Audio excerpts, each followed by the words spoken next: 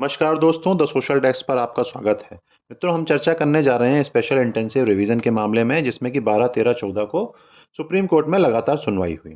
14 तारीख को supreme court ने एक अंतरिम आदेश पारित कर दिया, जिसके जिसके माध्यम से सुप्रीम कोर्ट ने इस प्रक्रिया में पारदर्शिता लाने की कोशिश की है।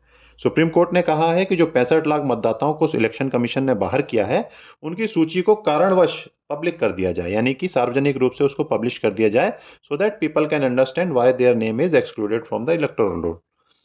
दोस्तों, महत्वपूर्ण ये नहीं है कि इस पर सुप्रीम कोर्ट ने क्या आदेश दिया है और कितनी सुनवाई होने जा रही है और आगे सुप्रीम कोर्ट क्या आदेश देने वाला है। महत्वपूर्ण ये है दोस्तों कि मीडिया में जैसा कि दिखाया जा रहा है कि इलेक्शन कमीशन ऑफ इंडिया की हार हो चुकी है। ऐसा बताया जा रहा है कि मामला खत्म हो चुका है। सुप्रीम कोर्ट ने विपक्ष के पक्ष में फैसला सुना दिया है, और तो और कई विपक्षी नेता इसे सेलिब्रेट करने में जुट गए हैं और क्रेडिट लेने की होड़ मची हुई है। दोस्तों, आपको बता दूं कि यह सिर्फ एक अंतरिम आदेश है, कोई फाइनल वर्डिक्ट नहीं आ गया है सुप्रीम कोर्ट से। सुप्रीम कोर्ट ने केवल एक अंतरिम आदेश दिया है, उसमें भी बहुत ज़्यादा कुछ नहीं बोला है। उसमें भी बस ये कहा है कि 65 लाख निष्कासित लोगों की सूची को सार्वजनिक किया जाए। इतने में ही विपक्ष फूला नहीं समा रहा है और उसे अपनी बड़ी जीत मान रहा है। दोस्तों, अगर बात करूं कि सुप्रीम कोर्ट की 2 जजों की बेंच इस मामले पर क्या कर सकती है, तो सुप्रीम कोर्ट की 2 जजों की बेंच यहां तक कर सकती है कि स्पेशल इंटेंसिव रिवीजन की प्रक्रिया सुचारू रूप से चले, नियमों का ठीक से पालन हो, जो भी संवैधानिक नियम है, संवैधानिक पात्रताएं हैं, उनका पालन हो, किसी सही वोटर को बाहर ना किया जाए। ये सब इंश्योर कर सकता है सुप्रीम कोर्ट की 2 जजों की बेंच के द्वारा। परंतु यदि आप सोचें कि सुप्रीम कोर्ट में 2 जजों की बेंच स्पेशल इंटेंसिव रिवीजन पर रोक लगा देगी, या वो इलेक्शन कमीशन ऑफ इंडिया के अधिकार क्षेत्र में दखल देगी, तो आपको बहुत साफ शब्दों में बताना चाहूँगा कि ये 2 जजों की बेंच का मामला नहीं रह जाएगा। आपको याद दिला दूं कि इलेक्शन कमीशन ऑफ इंडिया के अधिकार क्षेत्र के मामले में ऑलरेडी 5 जजों की बेंच का फैसला सुप्रीम कोर्ट के द्वारा दिया गया है। तो ये जाहिर सी बात है कि जब सुप्रीम कोर्ट की अधिकार क्षेत्र को एक बहुत ही विस्तृत रूप में 5 जजों की सुप्रीम कोर्ट की बेंच ने एक फैसला सुनाया है, तो उसको 2 जजों की बेंच पलट नहीं सकती है। उस फैसले को पलटने के लिए या उसमें कुछ भी सुधार करने के लिए कम से कम 5 से ज़्यादा यानी 9 जजों की बेंच की आवश्यकता होगी। मित्रों, आपको संक्षेप में मैं आपको बता देता हूँ ये मामला क्या था। दोस्तों, ये तमिलनाडु का मामला था। चुनाव आयोग बनाम अशोक कुमार।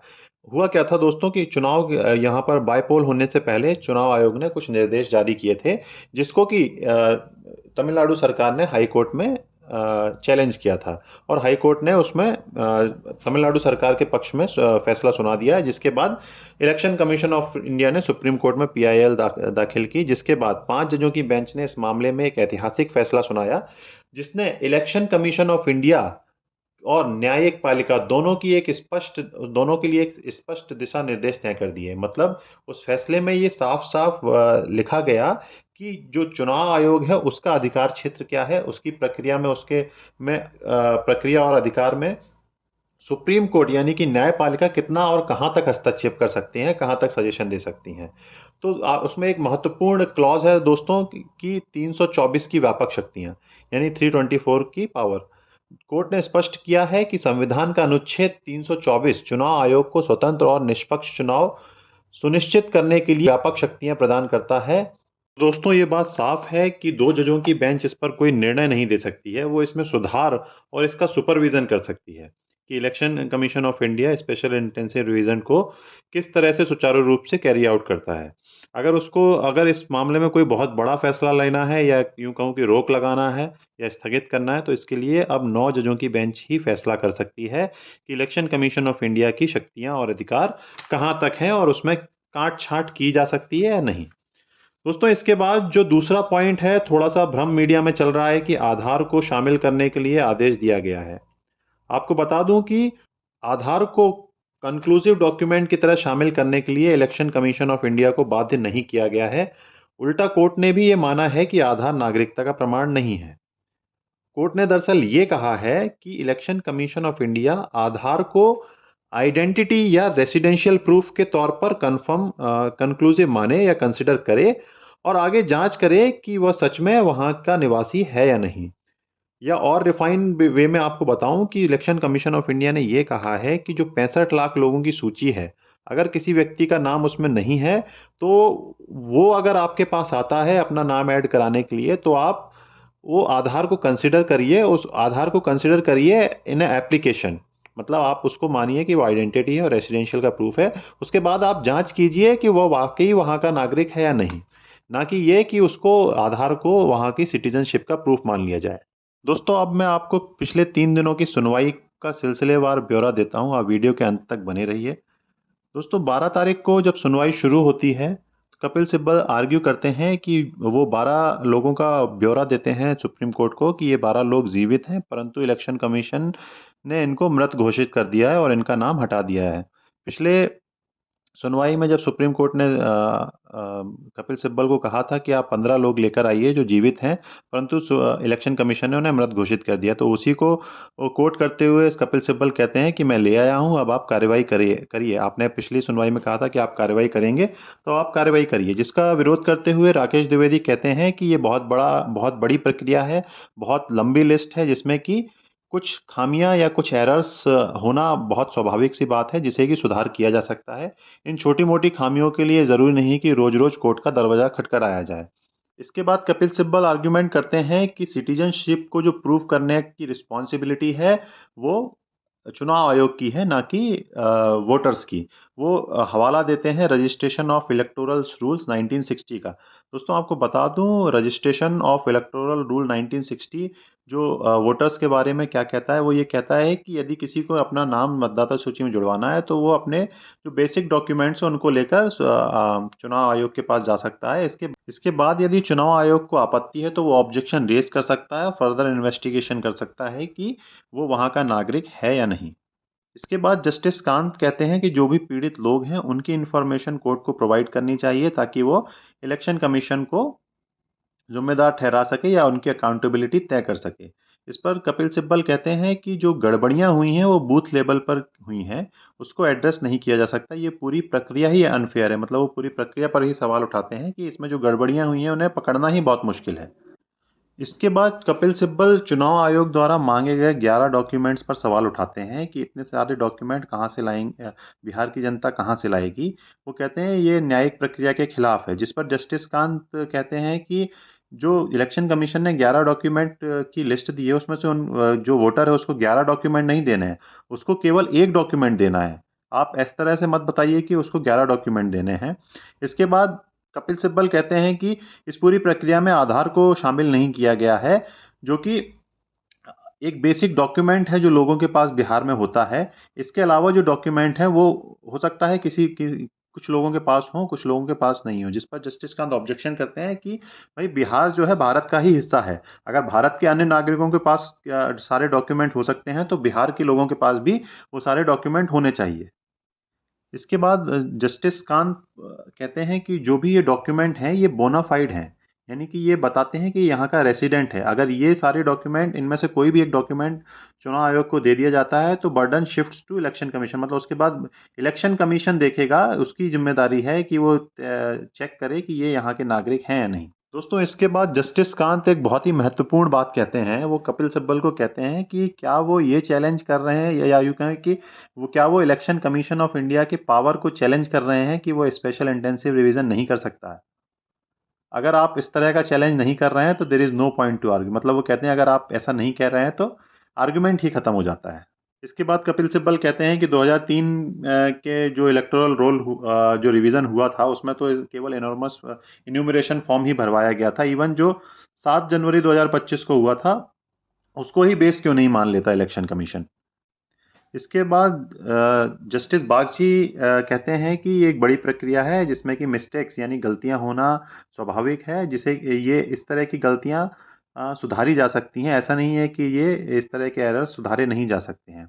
इसके बाद राकेश द्विवेदी कहते हैं कि 6.5 crore electoral roll need not to produce any document as they are included in 2003 electoral. मतलब वो कहते हैं कि हमने 2003 के बाद का जो डेटा है उसमें ही केवल हम जांच कर रहे हैं। 2003 के पहले तक की जो वोटर लिस्ट है, हम उसमें कोई काट छाट नहीं कर रहे हैं। मतलब उसके पहले 6.5 करोड़ जो वोटर्स थे, उनको किसी तरह का कोई भी डॉक्यूमेंट देने की ज़रूरत नहीं है।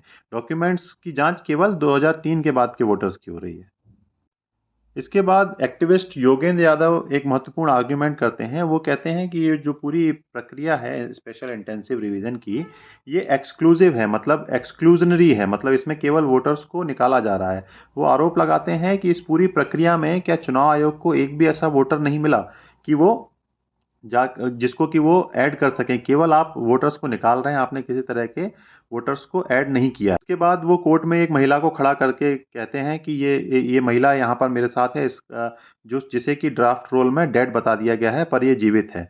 जिस पर राकेश द्विवेदी नाराजगी जताते हुए कहते हैं कि ये जिस तरह की बात ये कह रहे हैं, ऐसे किसी को भी महिला को खड़ा करके, ये केवल एक टेलीविजन ड्रामा है, ये कोर्ट रूम के लायक नहीं है, best to keep it for television drama. के बाद जस्टिस बागची कहते हैं कि या मिस्टर यादव या योगेंद्र यादव ने जो भी एनालिसिस दी है वो काफ़ी अच्छी है, पर कोर्ट को देखना होगा कि वो इसको कंसिडर कर सकते हैं या नहीं। इसके बाद 13 अगस्त की सुनवाई शुरू होती है दोस्तों, जिसमें कि जस्टिस बागची कहते हैं कि जो झारखंड में इलेक्टोरल रोल का रिवीजन हुआ था, उसमें साथी डॉक्यूमेंट दिखाने के लिए कहा गया था, साथी डॉक्यूमेंट्स का ऑप्शन था, परंतु बिहार में तो 11 डॉक्यूमेंट्स का ऑप्शन है। इसके बाद जो अभिषेक मनु सिंघवी हैं वो कहते हैं कि जो 11 डॉक्यूमेंट हैं भी, और उसमें इस तरह के डॉक्यूमेंट हैं जिसको कि जनरली एक आम जनता या गरीब जनता होल्ड नहीं करती, जैसे कि पासपोर्ट। बिहार में पासपोर्ट है जो देश में केवल 1% लोगों के पास है। इस तरह के डॉक्यूमेंट्स को इस 11 डॉक्यूमेंट की लिस्ट में शामिल किया गया है। इसके बाद सीनियर एडवोकेट गोपाल शंकर नारायण, जो कि पश्चिम बंगाल की तरफ से अपीयर हो रहे थे, वो he says that state has received SIR notice 3 days ago and the state was not consulted. मतलब वो कहते हैं कि स्टेट को स्पेशल इंटेंसिव रिवीजन का नोटिस मिला है बिना किसी बातचीत के। तो बात वही है कि ये इलेक्शन कमीशन का अधिकार है, जिस पर कि जस्टिस बागची वही बात बोलते हैं कि there is some elbow room given to the election commission in RP act, representation of people act. मतलब कि वो वही कहते हैं कि भाई ये जो भी प्रक्रिया है इलेक्शन कमीशन का अधिकार है, उसने नोटिस दिया, वो कब चालू करना चाहता है, कब इलेक्शन कराना चाहता है, ये उसका अधिकार है, वो डिसाइड कर सकता है। उसके लिए उसको किसी स्टेट से कंसल्टेशन करने की कोई आवश्यकता नहीं है। के बाद गोपाल शंकर नारायण पुनः आर्ग्यूमेंट करते हैं कि जो RP representation of people act है, उसकी सेक्शन 21(3) जो है, वो कहती है कि election commission of India constitution मतलब कि जो कॉन्स्टिट्यूएंसी है, मतलब जो विधानसभा है, एक एक विधानसभा का वो स्पेशल इंटेंसिव रिवीजन कर सकती है, ना कि पूरे एक स्टेट का एक बार में। इस पर बागची ने ये वाली बात पकड़ ली और उन्होंने कहा तो आप अच्छा, तो आप बताइए, आप इसमें ओके हैं कि वो एक एक विधानसभा का स्पेशल इंटेंसिव रिवीजन करे? बात तो दोस्तों वही है कि एक एक का करे या सारे का करे, बात तो वही है कि स्पेशल इंटेंसिव रिवीजन होना ही है, ये उसके अधिकार क्षेत्र में है। इसके बाद जस्टिस बागची एक महत्वपूर्ण बात कहते हैं कि ये पूरी लड़ाई है वो constitutional entitlement and constitutional right, यानी कि संवैधानिक अधिकार और संवैधानिक पात्रता की लड़ाई है। इसके बाद जस्टिस बागची कहते हैं जो स्पेशल इंटेंस 21(3) जो सेक्शन है, उसमें स्पेशल इंटेंसिव रिवीजन का जो क्लॉज है वो है नेचुरल डिसास्टर जैसी गंभीर परिस्थितियों, मतलब अगर इस कुछ विशेष परिस्थितियां हैं, अगर उस तरह की परिस्थितियां बनती हैं, उसके बाद स्पेशल इंटेंसिव रिवीजन जो है इलेक्शन कमीशन कैरी आउट कर सकता है। अगर उस तरह की परिस्थिति नहीं है तो इलेक्शन कमीशन ऑफ इंडिया को स्ट्रिक्टली जो रूल 4-24 है रजिस्ट्रेशन ऑफ इलेक्टोरल रूल्स को, उसको ही फॉलो करना है। इसके बाद दोस्तों 14 अगस्त का जो आर्गुमेंट है उसमें मुख्यतः राकेश द्विवेदी अपने जवाब फाइल करते हैं, जो भी उनसे प्रश्न पूछे गए थे, और इस पर एक इंटरिम आदेश सुप्रीम कोर्ट देता है। दोस्तों राकेश द्विवेदी कहते हैं कि माना कि इलेक्शन कमीशन सर्वशक्तिमान नहीं है, उसके ऊपर सुप्रीम कोर्ट है, और सुप्रीम कोर्ट जो भी उसको आदेश देगा उसके लिए वो मानने के लिए बाध्य है। लेकिन इलेक्शन कमीशन आज के समय की चुनौतियों का सामना करने के लिए नपुंसक भी नहीं है। उसके पास अनुच्छेद 324 और रिप्रेजेंटेशन ऑफ पीपल एक्ट की धारा 15 आदि के तहत पर्याप्त शक्तियां उपलब्ध हैं, जिसके तहत वो अपना बचाव कर सकता है। मतलब वो कहते हैं कि election commission of India has a reservoir of power. मतलब ये एक साइलेंट एक चुनौती थी सुप्रीम कोर्ट को कि अगर आप हस्तक्षेप करेंगे तो हमारे पास भी पर्याप्त शक्तियां मौजूद हैं। वो कहते हैं कि इलेक्शन कमीशन ऑफ इंडिया कोई पॉलिटिकल पार्टी नहीं है, ये दो पॉलिटिकल पार्टियों के संग्राम के बीच फंसकर रह गई है। उन्होंने कहा कि राजनीतिक दलों के लिए सार्वजनिक डोमेन में कुछ वास्तविकताओं को पेश करना आवश्यक है। हम समझते हैं कि हम इसको खुद से दूर रखते हैं। बाद वो कहते हैं कि कोई लोग यह दावा करते हुए आए कि उन्हें मृत रूप में हटा दिया गया है।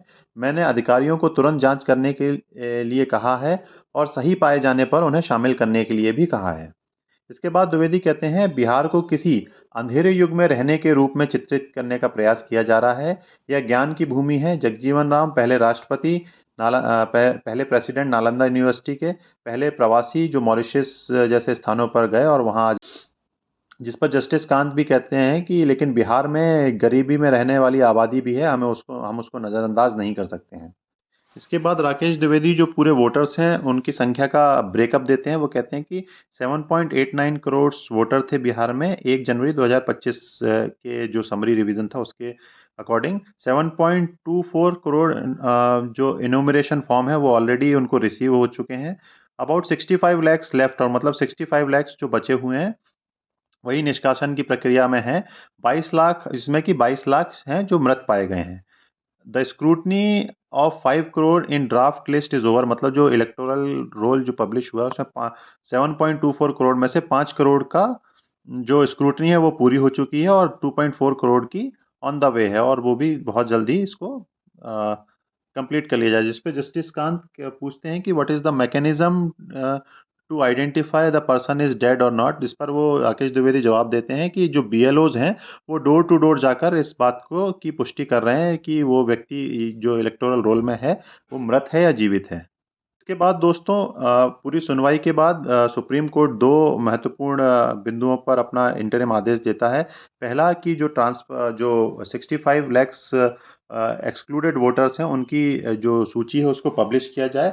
पब्लिश ही नहीं किया जाए बल्कि उसको ऑनलाइन ऑफलाइन दोनों माध्यमों से पब्लिश करके उसका प्रचार किया जाए।